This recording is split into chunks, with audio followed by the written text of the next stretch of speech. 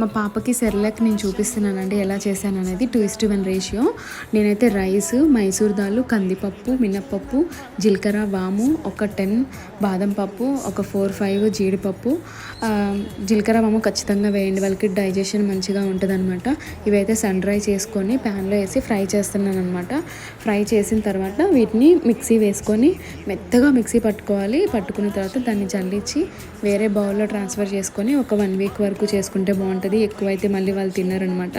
Weekly once flavour miss అయిపోద్ది అనేసి. ఇక్కడైతే మెత్తగా జావలాగా చూడండి ఎంత క్రీమీగా ఉందో. మా పాపకైతే చాలా చాలా ఇష్టం అండి ఈ ఉగ్గు అయితే. చూడండి అసలు ఉగ్గును చూడంగానే ఎట్లా ఆడేస్తుందో కాళ్ళు చేతులు.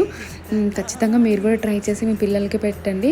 చాలా బొద్దుగా ముద్దుగా ఉంటారు. ఎంత క్యూట్గా తింటుందో కదా, నాకుంటూ మంచిగా తింటుంది.